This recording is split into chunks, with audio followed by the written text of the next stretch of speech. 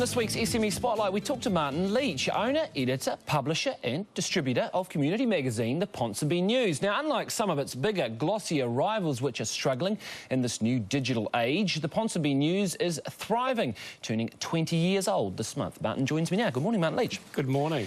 Tell us about the Ponsonby News. How does it work? You run it as a business from home? Yes, I run it from home. That's absolutely right. We produce it each month, apart from January when we take a little bit of a break.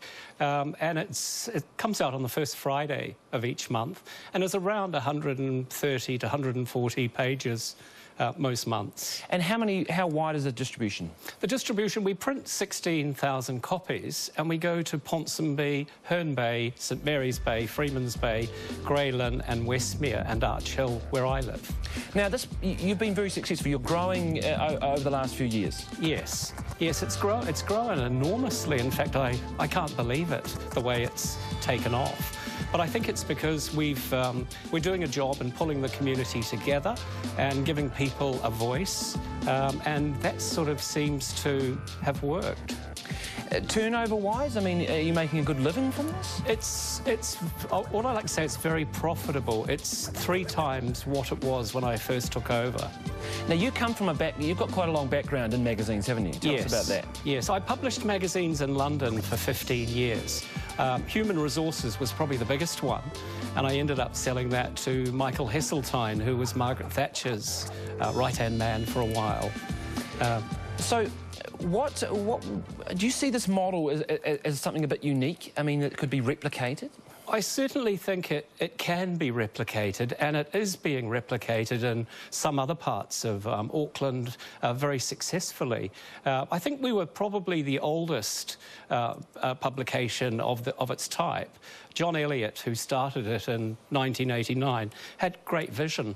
And I guess I've probably just capitalised on all of his hard work. I mean, looking through it, you've got a lot of support from local advertisers, and that seems to be the key. I mean, you've got the luxury of a lot of businesses. Yes, I think I chose the right area. If it had been Onehunga, when I stepped off the plane at Auckland Airport, it may not have been quite so successful, but Ponsonby has always been the area that people seem to enjoy going out to for a drink or a coffee at night, and there's good retail opportunities all along Ponsonby Road.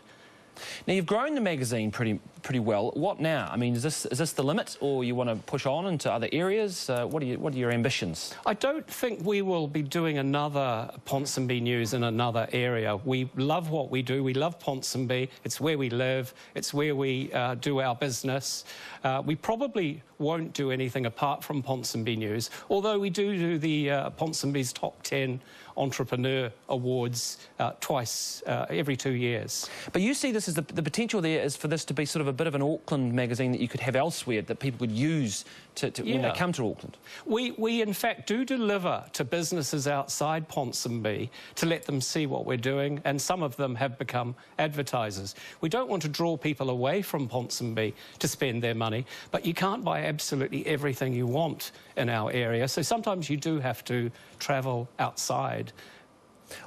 Just finally, why do you think you are being successful when a lot of other big magazines just aren't at the moment? I think one of the reasons has been our rates are very competitive. Because we have a low cost base, we keep our overheads very tight. I hand deliver half of Ponsonby Road. My colleague Joe does the other side, and Jay, my other colleague, does Jervois Road. So we divide the area up, and people get to see us every month. And I think that's really one of the big keys to it. Martin Leach from Ponsonby News, thank you very much for your time. Thank you. Right, when we come back...